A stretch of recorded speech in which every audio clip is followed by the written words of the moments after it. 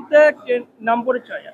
আমি আব্দুল ওয়াহেদ, আহ্বায়ক বিপ্লবী ছাত্র পরিষদ, ঢাকা বিশ্ববিদ্যালয়ের আরবি বিভাগের শিক্ষার্থী 2016-17 সেশনে। আমি মাস্টারদা সুদর্শন হলের আবাসিক ছাত্র, এখন মাস্টার্সের সেকেন্ড ইয়ারে পড়ছি, মাস্টার্স সেকেন্ড সেমিস্টারে পড়ছি। এখন আপনার এই কোন পদে আমি ঢাকা বিশ্ববিদ্যালয় কেন্দ্রীয় ছাত্র সংসদের বিপি পদে প্রতিদ্বন্দ্বিতা করছি।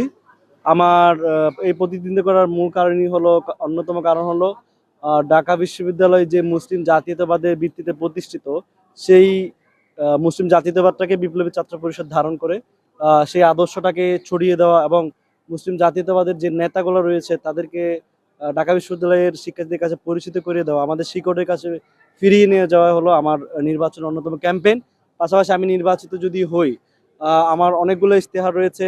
এর মধ্যে গুরুত্বপূর্ণ ইশতেহারের মধ্যে রয়েছে ঢাকা বিশ্ববিদ্যালয়ের শিক্ষার্থীদের জীবনমানের উন্নয়ন এবং ঢাকা বিশ্ববিদ্যালয়ের শিক্ষা ব্যবস্থার সংস্কার। আমি যদি একটু সংক্ষেপে বলি, দেখেন, একজন মাস্টার শিক্ষার্থী, পাশ করা শিক্ষার্থী ঢাকা বিশ্ববিদ্যালয়ের লেকচারার হিসেবে নিযুক্ত হতে পারেন।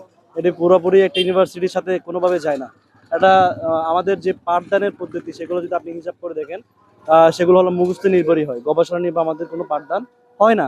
যার জন্য একজন মুখস্থ নির্ভর শীট, যে পড়াশোনা মানদাতার আমলে যে শীটগুলো পড়ে পড়ে টিচার হয়ে যাচ্ছে, যার কোনো গবেষণা নেই, যার কোনো একটা এমফিল নেই, একটা পিএইচডি নাই, উনি কোনো তার স্পেশালাইজেশন নেই, সেও কিন্তু টিচার হচ্ছে।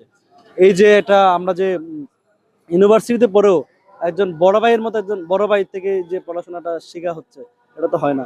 আমরা চাই ঢাকা বিশ্ববিদ্যালয়ের প্রত্যেকটা টিচার অন্তত একটা পিএইচডি থাকুক। পিএইচডি থাকার পরেই সে শিক্ষকতায় আবেদনের যোগ্য হবে। পাশাপাশি জীবন মানের উন্নয়ন যদি ধরেন, এখনো আজকে কত বছর, প্রায় 19-21 সাল থেকে যদি শুরু করে আসে, 104 বছর অতিক্রান্ত হচ্ছে ঢাকা বিশ্ববিদ্যালয়। এখনো কেন ঢাকা বিশ্ববিদ্যালয় পূর্ণাঙ্গ আবাসিক বিশ্ববিদ্যালয় হচ্ছে না? 50%-এরও অধিক শিক্ষার্থী অনাবাসিক হয়ে থাকতেছে। এই যে একটা সংকট, সেই সংকটের সমাধানের লক্ষ্যে আমি 1 বছরে কিছুই হয় না, কিন্তু আমি বেসিকভাবে যাতে হলগুলোর উদ্যোগ নেওয়া হয়, সেটা আমি ব্যবস্থা করে যাব। পাশাপাশি আপনি যদি ঢাকা বিশ্ববিদ্যালয়ের জমিগুলো সব দখল হয়ে গেছে, সচিবালয় যদি হিসেব করেন, সচিবালয় থেকে শুরু করে শাহবাগ থানা, এদিকে নির্মাকের থানা, এগুলো সব হলো ঢাকা বিশ্ববিদ্যালয়ের জমি। এই যে আমাদের চৌসাগরের যে ক্যাম্পাস, সেটির নামতে নামতে এখন 200 প্লাসে চলে এসেছে। তাহলে আমাদের ইভেন হাইকোর্টও আমাদের।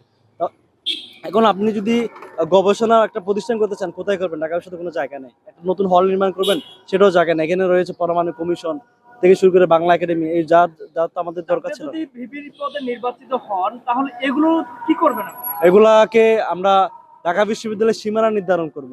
ঢাকা বিশ্ববিদ্যালয়ের যে একটা প্রত্যেকটা ক্যাম্পাসে একটা সীমানা থাকে, আমাদের কিন্তু কোনো সীমানা নাই।